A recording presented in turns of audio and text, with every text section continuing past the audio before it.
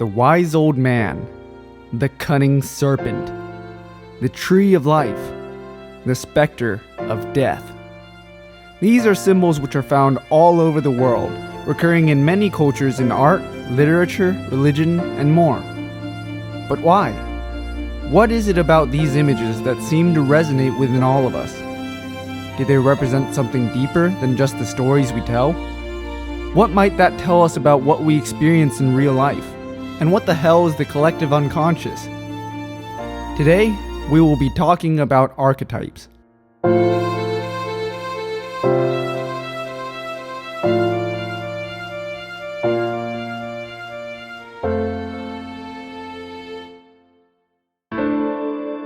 This is Carl Jung.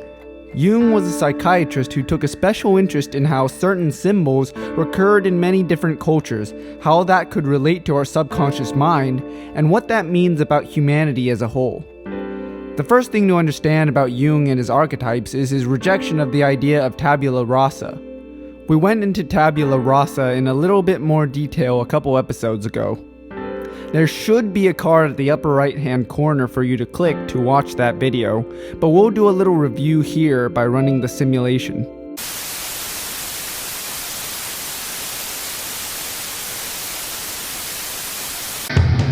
Tabula rasa, which translates to clean slate, refers to the idea that we are born with no inbuilt mental content and that knowledge is gained solely from our senses and perceptions. Critics of this theory contend that the mind has to come with some content. If you think of the knowledge you gain through experience as a sort of software which your senses upload into the brain, you would expect to find some built-in hardware gathering and sorting that information. By now you might be wondering, what does this have to do with archetypes? Well, Jung wanted to find an explanation for why the archetypes we've been discussing are so universal. He figured the origins of these symbols, which often apply to real life, couldn't have come from just the experiences. It's too coincidental for that to happen so often, and if it's really that universal, wouldn't it be better if we just came installed with basic symbols which could help us through life? Jung thought it made more sense to assume those archetypes were buried in our subconsciousness from birth.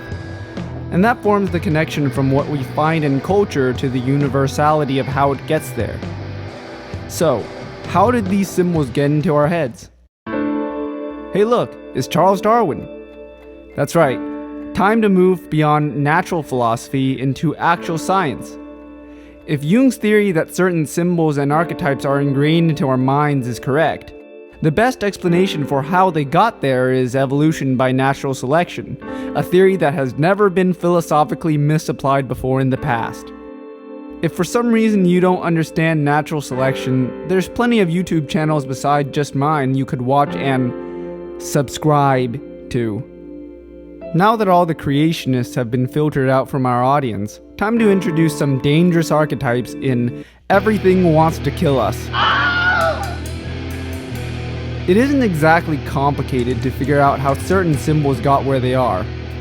Snakes, for example, have been top predators of ours since before we apes even left the trees and began walking on the ground.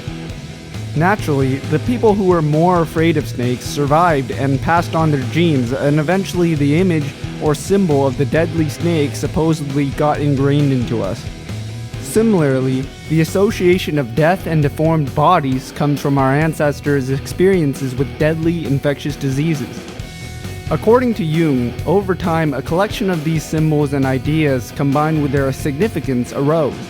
Jung's theory is that we humans all share this evolutionary database stored inside our minds, which he calls the collective unconscious. Yeah, I know. It's a really impressive name for something that's honestly pretty lame in comparison. I originally assumed it would be some weird-ass telepathic hive mind kind of thing, but nope. That's literally all it is. Okay. You might now be saying, so that explains why these symbols are in our minds, but why do they show up so often in art and religion? Well, remember how for millions of years these symbols were vital to our species' survival? It's no surprise then that said symbols would represent things we care about on a fundamental level, and thus carry a great emotional impact. For example, fruit carries sugar, an extremely rare substance in nature, which explains why we love sugar so much. The sweetness of fruit, combined with its life-sustaining properties, makes it an emotional symbol of desire in art and religion. And speaking of, it's time for Religion Ruins Everything. Because if there's one thing that will make your fruit bittersweet, it's religion. A big reason art and religion contain so many archetypes is because we feel deeply connected to them. After all, what good is art and religion if it won't evoke an emotional response of some sort? Just looking at this picture, we can see nature representing innocence, trees representing life, and this. If for some reason you don't know the Abrahamic story of the fall of man, basically God creates the world and decides to populate it with living beings. In the Garden of Eden, he plants the tree of knowledge and the tree of life. He then creates Adam and Eve, the first humans, and tells the first people that they can sustain themselves by eating fruit from any tree in the garden except those two. Because who needs knowledge or life anyway? But he forgets he gave humans free will and that he's omnipotent and should know what happens next. So surprise, surprise, a snake, who may or may not be Lucifer the devil, tricks Eve into eating from the fruit of knowledge. So God curses us all to die and go to hell. Yeah. That means you and me too. For eating a fucking apple. Technically the Bible never said it was an apple. Shut up! There's plenty of symbolism here, and that's what makes the story memorable and tragic. But it doesn't necessarily translate well morally. What did we learn from the creation story? First, you should listen to what you are told. Second, the fact that someone tricked you into doing something doesn't make you innocent. Third, you know too much. We're gonna have to kill you. Fourth, it's more important to punish a crime than it is to correct it. Lastly, every living thing in existence, including those who have yet to even be born and have nothing to do with this crime at all, is going to die. All because one person sinned. That's the literal definition of guilt by association. That's not a great first impression. And if you couldn't tell, this brand of justice where the innocent are punished for the crimes of the guilty is a real big theme in the Abrahamic religions.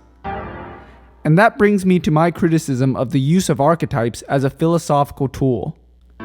My first criticism is that Jungian archetypes are unfalsifiable. Sure, it makes conceptual sense that these symbols evolved in us over millions of years, but there's no solid proof for it. It could just as well be something that's been taught to us in our own lives by our own surroundings. Until we somehow decode our DNA, we'll never really know which of these is the case. And as you can see in our last segment, it could potentially be really dangerous to base your ideas on a concept which hasn't been objectively verified.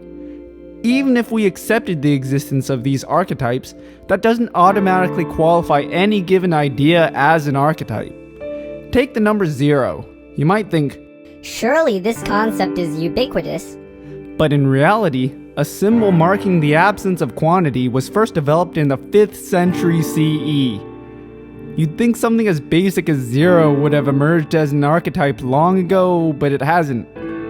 Further confusing the issue, no generation goes uninfluenced by the previous one. A person born today might never see this style of phone in their life, but they might know what it means just from their parents knowing. Hell, they might even mistake it for an archetype. Yeah, only if they were a real dumbass. Look around you, there's dumbasses everywhere. And you get my point. Just because something isn't a direct life experience doesn't prove that it's an archetype. Most importantly though, archetypes don't provide analytical utility. What do you mean by that? Well, while they might make for great art, consider all these archetypes. What lessons do we learn from them? Light is good and dark is scary. Women need to be protected. Listen to your elders.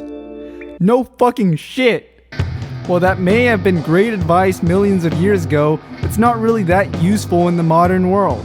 In fact, archetypes could be used to lend legitimacy to traditional ideals and reinforce existing power structures. Preferring white over black, helpless women, blind obedience to those in power. Symbolic relics of the past don't help guide us through the future. Moral of the story, it's probably best to keep archetypes and symbolism in the domain of art, culture, and religion. Leave all the real-life details to scientists. I hope I answered your question, and if not, I hope you found it interesting and helpful in your intellectual journey anyhow. If you want me to cover any other topics, or if there's something I missed in this topic, be sure to tell me down in the comments. It'll be like a public one-on-one chat because nobody currently posts down there. You can be the first one. And yes, I did cite Jordan Peterson, but not everything he says is just cryptic musing. If you like the music, you can pick it up for free. Any donations will help me get to college. See you next week, unless I get lazy and this channel goes the way of the New Year's resolution. I'm and I approve this message.